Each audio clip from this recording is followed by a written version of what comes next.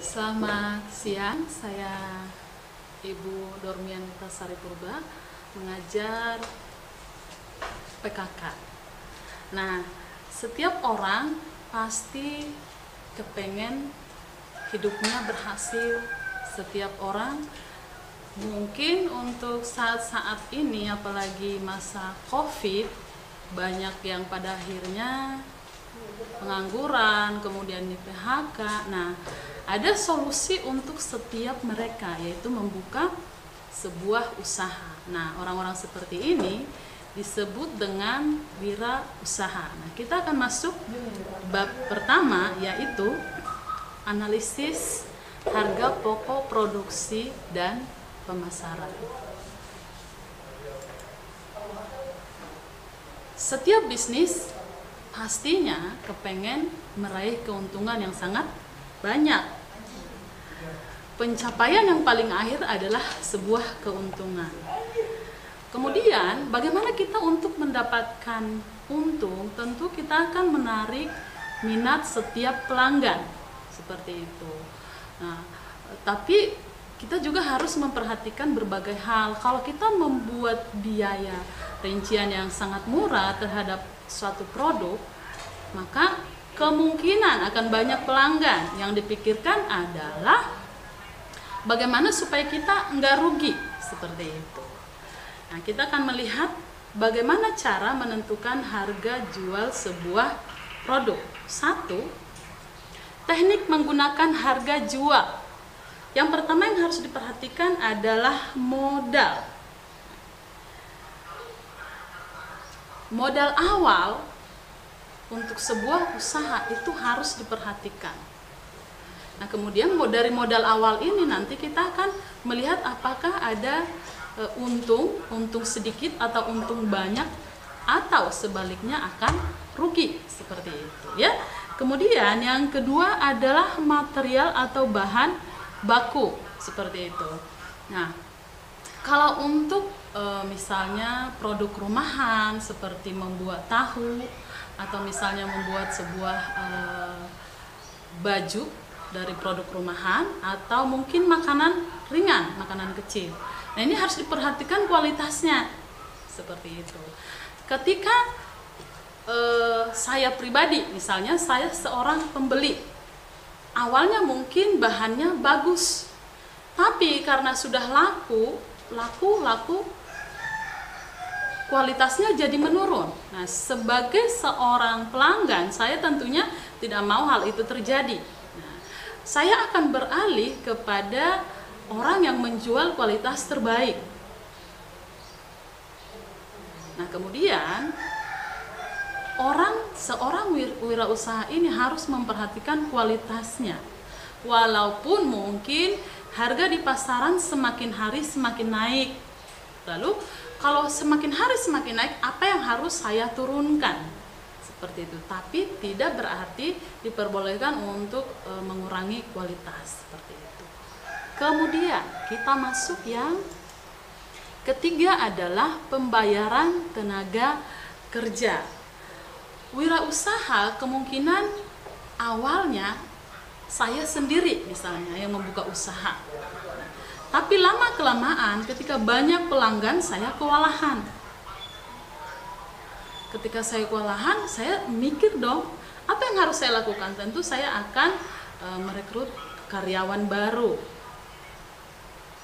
Saya harus memperhitungkan ketika saya merekrut karyawan baru ini, biaya yang harus saya buat berapa, keuntungan saya berapa. Karena dari biaya penjualan inilah saya harus memberikan gaji kepada karyawan saya, seperti itu. Kemudian yang keempat adalah pengeluaran lain-lain, biaya operasional misalnya. Kalau saya menggunakan mesin, maka ada biaya ke situ, biaya operasionalnya. Kemudian nanti kalau rusak seperti apa, kemudian nanti misalnya mesinnya tiba-tiba mati, itu saya harus pikirkan biaya operasional ke situ berapa.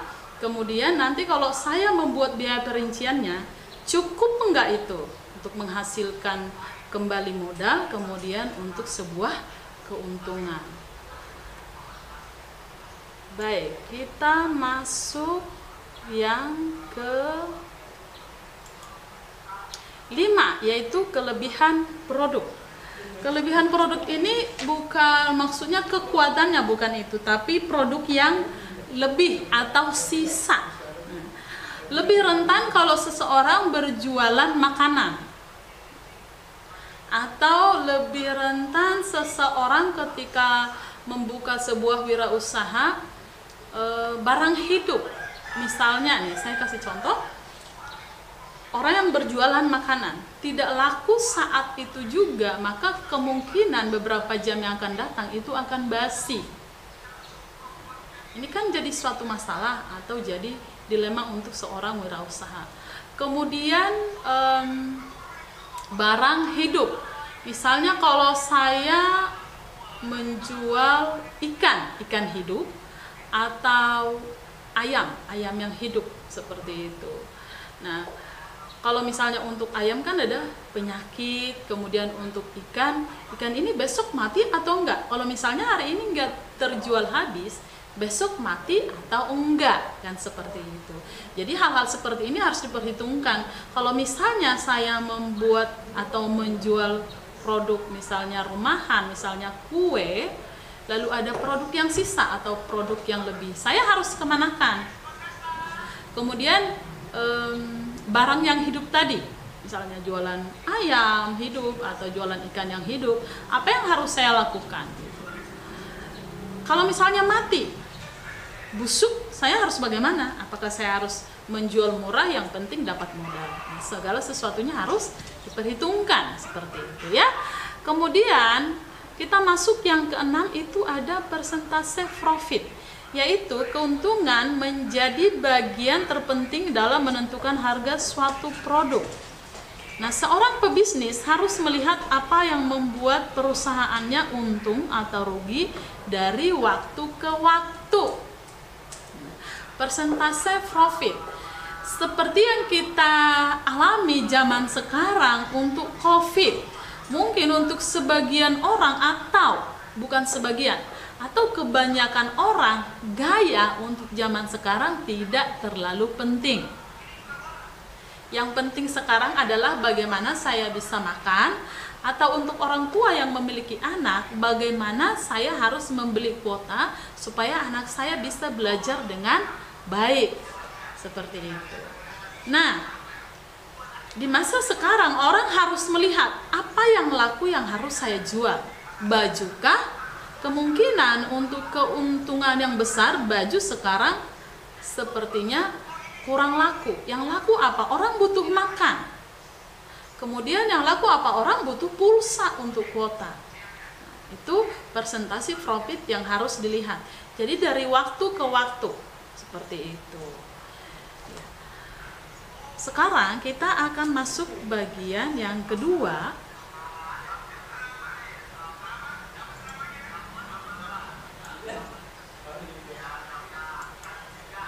yaitu strategi penentuan harga pokok. Berikut berbagai cara yang dapat dilakukan untuk menghitung harga jual suatu produk. A. Penetapan harga berdasarkan biaya atau cost based pricing. Nah, rumusnya adalah harga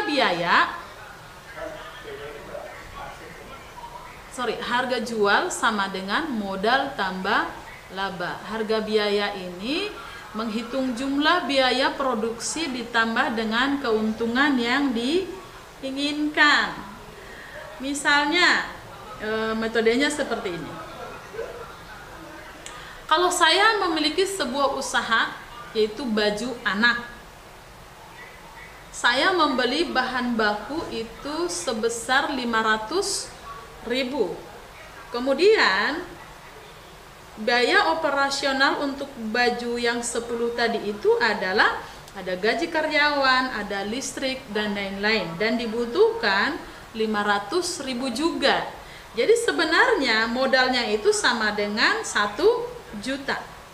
Nah, jika saya menginginkan keuntungan dari 1 juta tadi sebesar 30%. Tadi rumusnya adalah harga jual sama dengan modal tambah laba. Nah, jika saya menginginkan keuntungan 30%, tadi modalnya adalah 1 juta. Kalau 30%-nya berarti 30.000. Nah, untuk 10 baju, maka harga jualnya adalah 1.300.000. Maka saya akan menjual baju anak tadi, 1 buah itu 130.000 supaya saya mendapat keuntungan sebesar 30%. Mengerti sampai di situ? Ya, yang pertama tadi, penetapan harga berdasarkan biaya, itu strategi penentuan harga produk.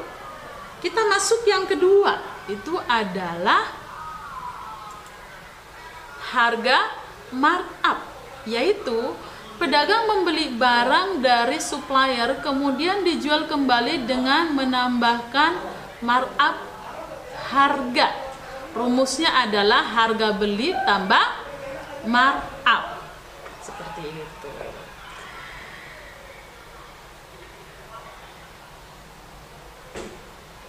Misalnya nih, ketika saya membeli barang dari supplier sebesar 1 juta misalnya, kemudian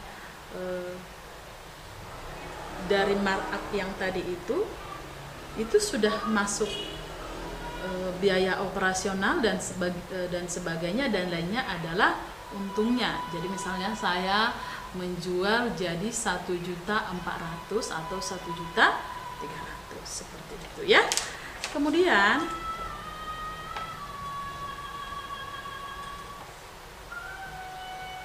misalnya yang kedua itu adalah saya berjualan jam tangan dengan membeli dari supplier itu seharga 500.000 dengan markup itu 100.000. Maka harga jual jam tangan yang saya buat itu adalah 600. Jadi tergantung biaya dari markupnya. Kalau markupnya misalnya 200, maka saya akan menjual barang tersebut sejumlah 700.000, seperti itu. Yang ketiga, untuk menentukan harga pokok dari apa yang kita akan jual, itu adalah harga break even. Ditentukan dengan harga jual yang didasarkan pada permintaan pasar dengan masih memperhitungkan biaya. Dia memperhitungkan biaya. Kalau penjualan saya hari ini itu adalah untuk modal, untuk penjualan berikutnya berarti itu sudah menjadi keuntungan. Seperti itu. Jadi ini beberapa cara untuk bagaimana kita ketika membuka sebuah usaha, apa yang harus saya lakukan. Tapi ingat tadi, kita tidak boleh terlalu tinggi membuat sebuah keuntungan, karena nanti kemungkinan pelanggan akan lari. Jadi bagaimana caranya supaya kita mendapat pelanggan yang banyak, tidak terlalu murah, tidak terlalu mahal. Kalau murah berarti kita harus melihat pasaran. Misalnya tetangga kita berjualan yang sama, mereka jual berapa sih? Supaya nanti tidak timbul persaingan yang tidak baik, seperti itu ya. Kemudian pelanggan juga biasanya akan membandingkan, kemarin saya di sana membeli 1 juta, kok di sini 1.100.000. Barangnya sama, mereknya sama, lalu apa yang menjadi perbedaan? Karena pelanggan itu kan mereka akan meneliti setiap pasaran, seperti itu untuk pertemuan kita hari ini. Sampai ketemu minggu berikutnya, kita akan membahas lebih lagi tentang analisis harga pokok, produksi, dan pemasaran produk. Sekian anak-anak, selamat